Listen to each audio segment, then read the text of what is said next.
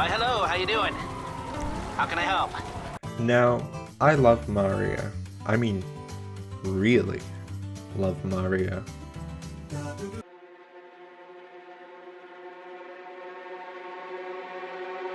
Look at this, and then look at this. Don't get me wrong.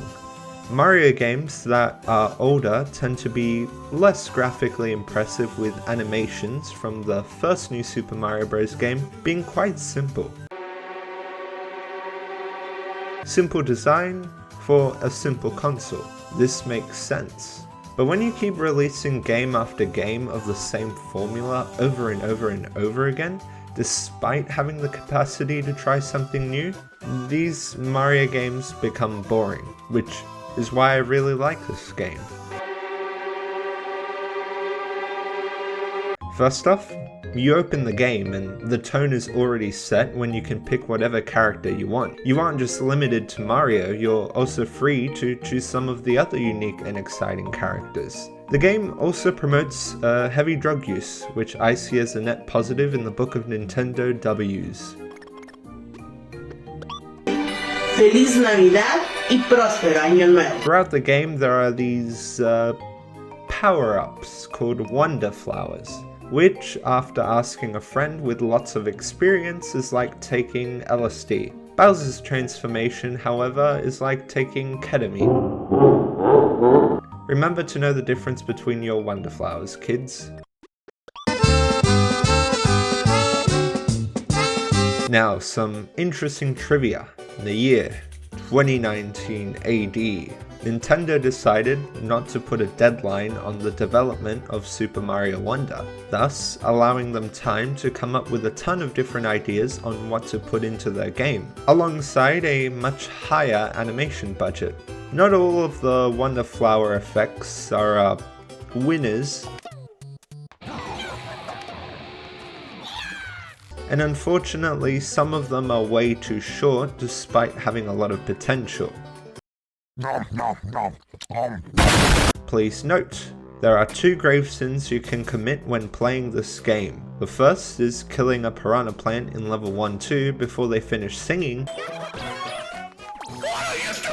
And the second is completely avoiding the Wonder Flower. If you do this, then don't talk to me. I also like how some of these Wonder Flowers are hidden. It encouraged me to search every small segment of each level so I could really experience what the game had to offer. Another thing I'll note is how much fun the use of badges and power-ups are. The power-ups themselves are exciting and have various ways of changing the gameplay style. Badges almost feel like an entirely new power-up. This keeps gameplay refreshing, and depending on what you're bad at, you can always use a badge to either help you or keep things challenging.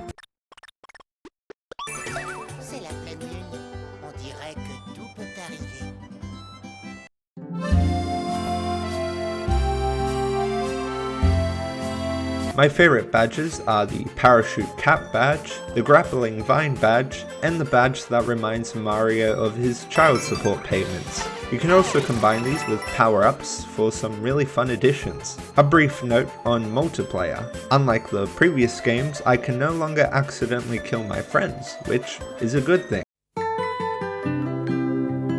On another note, Player 2 can become Player 1 at any given moment if they perform better in a level, which adds some competitiveness. In multiplayer, you have the option to save other players should they die.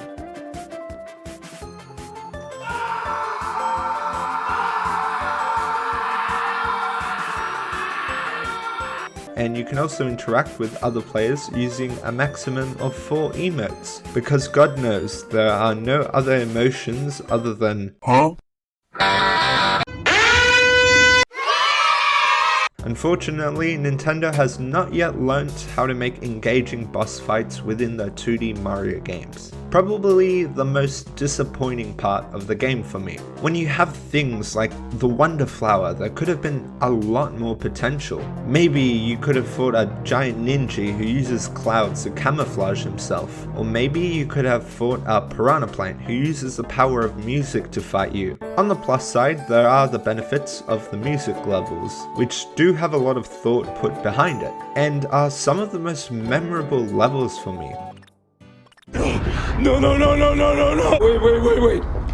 Wait. Look, I get that this game already has interesting, unique, engaging, chaotic, and funny moments, but you have to fulfill these expectations for the more climatic parts of the game, especially in boss fights where my excitement is at its peak.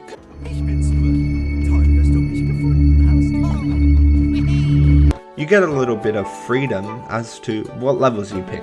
Maybe I don't want to play a level where the only purpose is to run to the right of the screen, but maybe I do want to play a level where you play a sick musical riff. The choice is pretty much up to you. In the later half of the game, you're even free to select which worlds you want to finish first, which I do appreciate. Overall, I really like this game, but don't really think it should be awarded Game of the Year, especially since it failed to implement Wario. If you want a Wario related game, then play Pizza Tower.